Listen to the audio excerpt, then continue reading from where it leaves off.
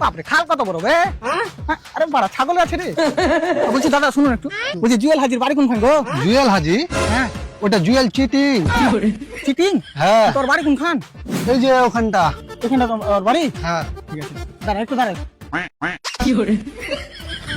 এই ছাগলটা আমার পছন্দ হলো বুঝতে পারলি লোন না দিলে পালিয়ে বইটা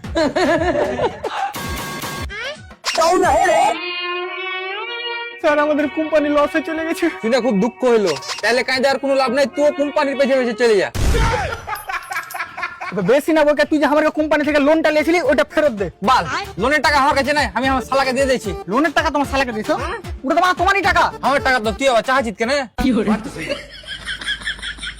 কারণ ওই টাকাটা আমরা দিয়েছি তোরা দিয়েছিলি তো আমার টাকা তোর কাছে কি করে গেল? কপালে কিল দেখে জ্বর করে দেবো ওকে সরি সরি। দেখো ছাড় না দেখো তোমাকে যে কোম্পানি থেকে টাকাটা দিয়েছিল ওই কোম্পানিতে আমি কাজ করি তুই খেপাচ্ছ না, তুই ওই কোম্পানির কাছে টাকা চা, তুই আমার কাছে কেন চাইতেছিস? ভাই আরে দাদা আমি লোন চাচ্ছি তোমাকে মনে হয় না কেউ বোকা চোদা বানাই, আমি লোন দিন না ওরা।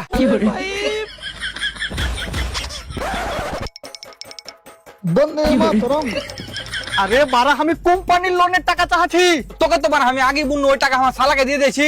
ঠিক আছে তো শালা যখন তোকে টাকাটা দিবে তখন তো আমাকে টাকাটা দিবি তাই তো না না, আমার শালা বা কি করেছে জানিস? কি করেছে আমার শালা বা ওই টাকাটা ওর শ্বশুরকে দিয়েছে।